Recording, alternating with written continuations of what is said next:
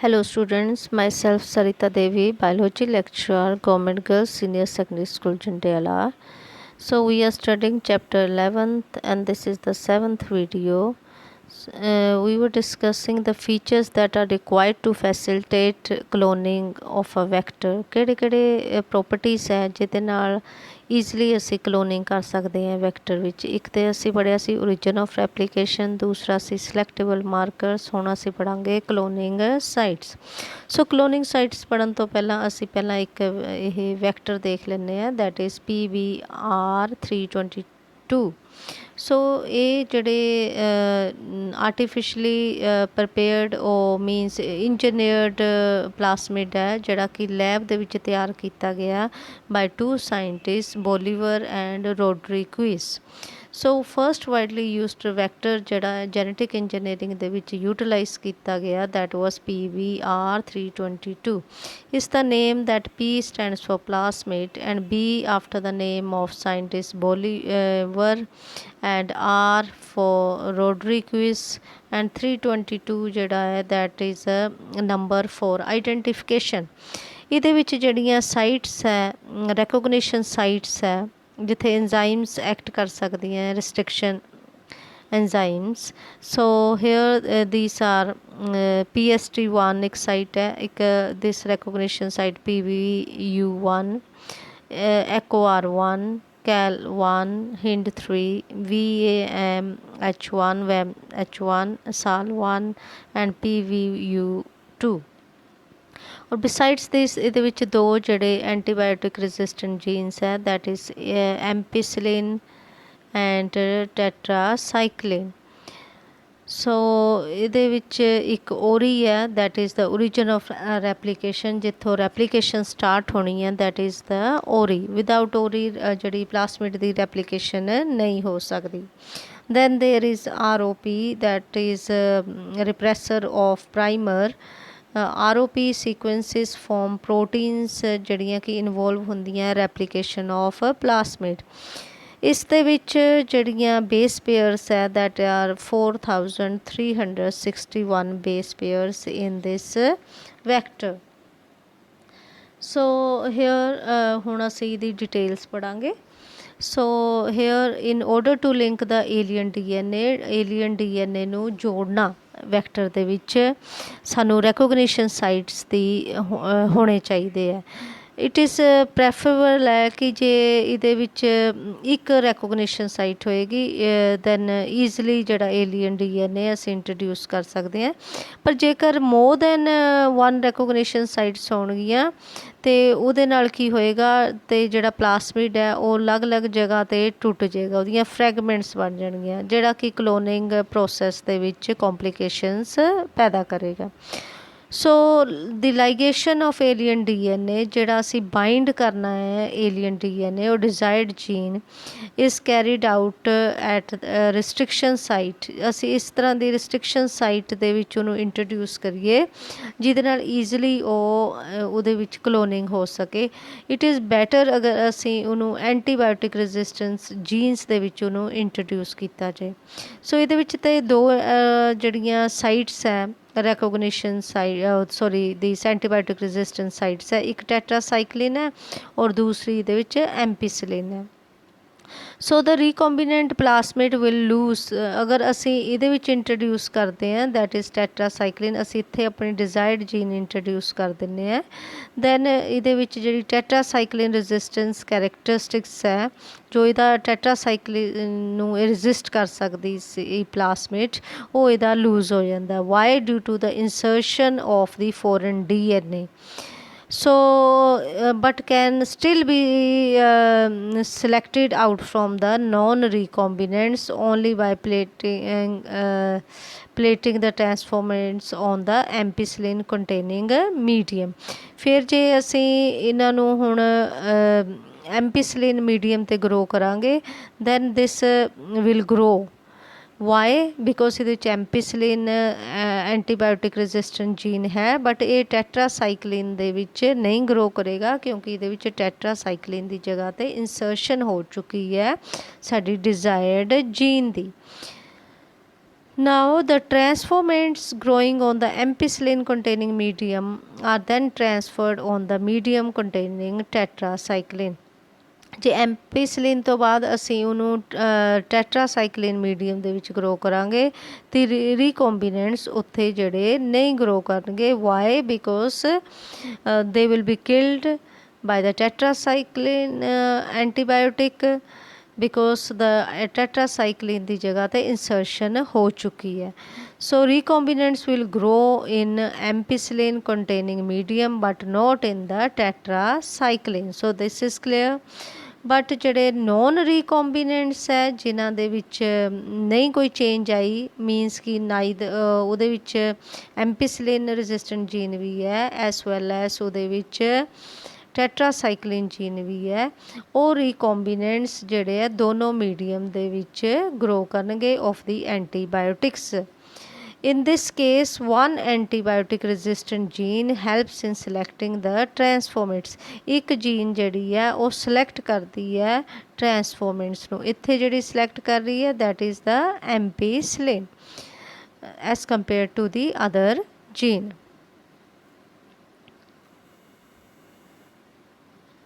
सो ਜਿਹੜੀ दूसरी जीन है दैट गैट्स इनएक्टिवेटेड, ਜਿਹੜੀ ਟੈਟਰਾਸਾਈਕਲਿਨ है वो इत्थे इनएक्टिवेट हो चुकी है due to the insertion of the alien DNA and helps in the selection of the recombinants.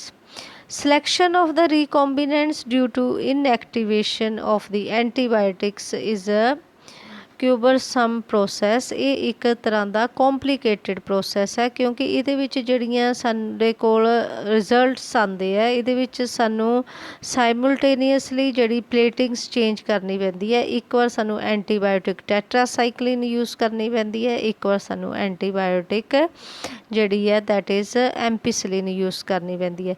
सो ये जड़ा एक ट्रबलसम या फिर डिफिकल्ट प्रोसैस हो जाता है। There for alternative सिलैक्टिबल markers use किए जाते हैं जिहदे नाल ईजली असी देख के ही दस सकते हैं कि वैदर दे आर रिकॉम्बिनेंट्स और नॉन रिकॉम्बिनेंट्स। रिकॉम्बिनेंट्स हो जिन्हां दे विच डिजायर्ड जीन आ चुकी, नॉन रिकॉम्बिनेंट्स हो जिन्हां दे विच डिजायर्ड जीन नहीं आई, एंड नॉन ट्रांसफॉर्मेंट्स हो है जिन्हां दे विच नो प्लासमिड दी इंट्रोडक्शन हुई है, कोई प्लासमिड नहीं आया। सो हेयर जड़ा असी इहदे विच मैथड यूटिलाइज करते हैं that is the chromogenic substrate. So presence of chromogenic substrate वरत्या जाता है। द क्रोमोजेनिक का मतलब है कि कलर प्रोड्यूसिंग या colour generating these color generating substrates। so in this recombinant DNA जिस दे विच असी desired gene पा चुके हैं, in this recombinant DNA is inserted within the coding sequence of an enzyme beta galactosidase। जिथे बीटा गलैक्टोसाइडेस दी एंजाइम है उस जगह ते असी जड़ी है मीनस इहदे विच असी वो इंट्रोड्यूस कर दिंदे हैं डिजायर्ड जीन। सो बीटा गलैक्टोसाइडेस जड़ी दिस एंजाइम है it is responsible for converting the substrate into the product and produce blue colonies। सो जड़ा जे असी बीटा गलैक्टोसाइडेस देखते हैं पहला तो उहदे विच मीनस कि ये बीटा गलैक्टोसाइडेस है तो ये जड़ी सबस्ट्रेट नू है ये प्रोडक्ट विच बदल दिंदी है और ब्लू कलर्ड कलोनीस बनदियां। बट अगर जे असी इहदे प्लासमिड दे विच जिथे बीटा गलैक्टोसाइडेस है ਉਹਦੀ जगह ते एलियन DNA ਜਾਂ फॉरन DNA इंट्रोड्यूस कर दिता है तो हुण बीटा गलैक्टोसाइडेस अपना काम बंद कर दिंदी है। क्यों? क्योंकि उसकी जगह ते की आ गया डिजायर्ड जीन। सो सबस्ट्रेट जिहड़ा है it will not be converted to product और ब्लू कलर्ड कलोनीस के बजाय जिहड़ा it will form a white colored colonies। so white color the formation colonies दा बन गई थे instead of the blue colored colonies। now if the plasmid in the bacteria does not have an insert, अगर नहीं insert है उहदे विच then they will form blue colored colonies। अगर insert है means desired gene है then they will form the white colored colonies. So presence of inserts ਦੇ ਨਾਲ ਹੀ ਅਸੀਂ ਦੱਸ ਸਕਦੇ ਹਾਂ ਉਹਨਾਂ ਦਾ ਰਿਜ਼ਲਟ ਕਲਰ ਦੇਖ ਕੇ ਅਸੀਂ ਦੱਸ ਸਕਦੇ ਹਾਂ ਕਿ ਵੈਦਰ ਦੇ it is a recombinant or it is a non recombinant। recombinant means ਅਗਰ desired gene ਆ ਗਈ ਹੈ then desired gene ਆਉਣ ਦੇ ਨਾਲ ਜਿਹੜਾ ਕਲੋਨੀਸ ਹੈ ਉਹ ਬਲੂ ਨਹੀਂ ਬਣੀਆਂ, ਉਹ ਵਾਈਟ ਕਲਰ ਦੀਆਂ ਬਣ ਗਈਆਂ। ਅਗਰ ਉਹ these are non recombinants, non recombinant ਦੇ ਵਿੱਚ ਜਿਹੜੀ ਡਿਜ਼ਾਇਰਡ ਜੀਨ ਨਹੀਂ ਆਈ, ਬੀਟਾ ਗਲੈਕਟੋਸਾਈਡੇਸ ਹੈ, it will form blue coloured colony. So ਇਸ ਨੂੰ ਅਸੀਂ ਇੰਸਰਸ਼ਨਲ ਇਨਐਕਟੀਵੇਸ਼ਨ ਕਹਿੰਦੇ ਹਾਂ, ਕਿਉਂਕਿ ਜਿਹੜੀ ਇੰਸਰਸ਼ਨਲ ਇਨਐਕਟੀਵੇਸ਼ਨ ਮੀਨਸ ਕਿ ਇੰਸਰਟ ਹੋ ਚੁੱਕਿਆ ਇਹਦੇ ਵਿੱਚ ਦਿਸ DNA ਉਹ ਏਲੀਅਨ DNA ਔਰ ਉਹਨ ਇਨਐਕਟੀਵੇਸ਼ਨ ਕਰ ਦਿੱਤੀ ਹੈ। ਇਨਐਕਟੀਵੇਸ਼ਨ ਕਿਹਦੀ ਕੀਤੀ ਹੈ? ਬੀਟਾ ਗਲੈਕਟੋਸਾਈਡੇਸ। ਔਰ ਉਹਦਾ ਜਿਹੜਾ ਰਿਜ਼ਲਟ ਆਉਣਾ ਸੀ that will not be shown, why? Because of the inserted alien DNA. So this helps to identify the recombinants from the non-recombinants. Now this is the structure of PBR322, first widely used vector in genetic engineering ਜਿਹੜਾ artificially prepared ਕੀਤਾ ਗਿਆ। So here ਇਹਦੇ ਵਿੱਚ 8 restriction sites ਹੈ for making cut in the plasmid with restriction endonucleases। So ਜਿਹੜੇ cloning sites ਹੈ ਇਹਦੇ ਵਿੱਚ ਇਸ vector ਦੇ ਉੱਪਰ that are recognized by the restriction endonucleases are PST1, PVU1, EcoR1, CLA1, HIND3, WAMH1, SAL1, PVU2। ਸੋ ਜਿਹੜੀ ਇਹਦੇ ਵਿੱਚ 2 ਐਂਟੀਬਾਇਓਟਿਕ ਰੈਜ਼ਿਸਟੈਂਟ ਜੀਨਸ ਹੈ that is ampicillin resistant gene, tetracycline resistant gene. 2 ਜਿਹੜੀਆਂ ਇਹਦੇ ਵਿੱਚ ਰੈਕੋਗਨੀਸ਼ਨ ਸਾਈਟਸ ਹੈ that are present in the ampicillin resistant gene and 2 are present in the this tetracycline resistant gene। और 3 ਜਿਹੜੀਆਂ these 3 multiple cloning sites ਨੇੜੇ ਨੇੜੇ ਹੈ ਇੱਕ ਦੂਜੇ ਦੇ, these are present on the top। then there is ORI, this is origin of replication, ਜਿੱਥੋਂ replication start ਹੋਣੀ ਹੈ, without that plasmid cannot replicate। and ROP है, ROP means here the repressor of a primer। so ROP sequences form कर दिया है form proteins involved in replication। और ਇਹਦੇ ਵਿੱਚ ਵੀ ਇੱਕ ਜਿਹੜੀ recognition site है PVU2। so there should be multiple cloning sites in a vector। ਇਹ vector ਦੇਖਦੇ ਹੋ ਤੁਸੀਂ, ਇਹਦੇ ਵਿੱਚ 8 cloning sites ਹੈ for different restriction enzymes। ਆ ਜਿਹੜੀਆਂ ਸਾਰੀਆਂ ਮੈਂ ਨੇਮਸ ਦੱਸਿਆ these are the 8 restriction enzymes ਲਈ ਇਹਦੇ ਵਿੱਚ recognition sites ਹੈ। but there should be one cloning site for each restriction enzyme। ਲੇਕਿਨ ਹਰ enzyme ਲਈ ਇੱਕ ਜਿਹੜਾ cloning site ਹੋਣਾ ਚਾਹੀਦਾ ਹੈ, ਅਦਰਵਾਈਜ਼ ਜਿਹੜਾ ਇਹ ਦਿਸ ਪਲਾਸਮਿਡ ਹੈ ਇਹ ਅਲੱਗ-ਅਲੱਗ ਫਰੈਗਮੈਂਟਸ ਵਿੱਚ ਟੁੱਟ ਜਾਏਗਾ। but if there is one cloning site for each restriction enzyme then the desired gene can be inserted easily। so ਇਹਨਾਂ ਨੂੰ ਯਾਦ ਕਰਨ ਦਾ ਤਰੀਕਾ ਕੀ ਹੈ? ਪਹਿਲਾ ਫਸਟ ਲੈਟਰ ਲੈ ਰਹੇ ਉਹਦੇ 'ਚ ਪਹਿਲਾ ਪੇਪਰ ਇਕੋਲੋਜੀ का है बहुत solid paper. So you can remember the first letter इन्हों का जो मैं दस रही हैं, जिस तरह कि पहला पेपर इकोलॉजी का है बहुत सॉलिड पेपर। सो पहला अक्षर लैस ये लोगे और उस तो ही तुसी जड़ियाँ इहदियां क्लोनिंग्स साइट इन्हों तुसी याद कर सकते हो किहड़ियां रिस्ट्रिक्शन एंजाइम्स इन्हों दे उपर काम करनगियां। दैन इन्हों दे विच 111 एंड हिंट जिहड़ी है दैट इज़ 3 हेयर। तो जोड़ा पहला paper first G PVU1 that is 1 और उहदे ਜਿਹੜੀ PVU2 ਹੈ that is in the ROP. So in this way you can remember the cloning sites which are present in the vector PVR322. Now vectors for cloning genes in plants and animals. ਤੁਸੀਂ surprise ਹੋਗੇ ਜਾਣ ਕੇ ਕਿ ਜੋ lesson ਹੈ ਜਿਹੜਾ ਕਿ ਟ੍ਰਾਂਸਫਰਿੰਗ jeans ਹੈ plants ਔਰ ਐਨੀਮਲਸ ਦੇ ਵਿੱਚ ਜੀਨਸ ਦੀ ਟ੍ਰਾਂਸਫਰ ਕਰਨੀ ਹੈ ਐਕਚੁਅਲੀ ਅਸੀਂ ਇਹ ਜਿਹੜਾ ਸਿੱਖਿਆ ਹੈ from bacteria and viruses so bacteria and viruses ਕਈ ਏਜਿਸ ਤੋਂ ਇਹ ਡਿਲੀਵਰ ਕਰ ਰਹੀਆਂ genes to transform eukaryotic cells and force them to do what bacteria or viruses want. ਤੇ ਬੈਕਟੀਰੀਆ ਐਂਡ ਵਾਇਰਸਿਸ ਆਪਣੀਆਂ ਜੀਨਸ ਟ੍ਰਾਂਸਫਰ ਕਰ ਦਿੰਦੇ ਆ ਯੂਕੈਰੀਓਟਿਕ ਸੈਲਸ ਮੀਨਸ ਪਲਾਂਟਸ ਔਰ ਐਨੀਮਲਸ ਦੇ ਵਿੱਚ ਔਰ ਉਹਨਾਂ ਨੂੰ ਡਾਇਰੈਕਟ ਕਰ ਦਿੰਦੇ ਆ ਕਿ ਜੋ ਬੈਕਟੀਰੀਆ ਔਰ ਵਾਇਰਸਿਸ ਕਰਵਾਉਣਾ ਚਾਹੁੰਦੇ ਆ ਉਹਨਾਂ ਸੈਲਸ ਤੋਂ ਉਹੀ ਉਹ ਸੈਲਸ ਕਰਦੇ ਆ according to their instructions so for example ਅਸੀਂ ਲੈਂਦੇ ਹਾਂ ਐਗਰੋਬੈਕਟੀਰੀਅਮ ਟਿਊਮੀਫੇਸ਼ੀਅਨਸ ਇੱਕ ਬੈਕਟੀਰੀਆ ਜਿਹੜਾ ਕਿ ਪੈਥੋਜਨ ਹੈ ਪੈਥੋਜਨ ਮੀਨਸ ਜਿਹੜਾ ਬਿਮਾਰੀ ਕਰਦਾ ਹੈ ਇਨ ਡਾਈਕੋਟ ਪਲਾਂਟਸ ਜਿਨ੍ਹਾਂ ਦੇ ਵਿੱਚ 2 ਕੋਟਿਲੀਡਨਸ ਹੁੰਦੀਆਂ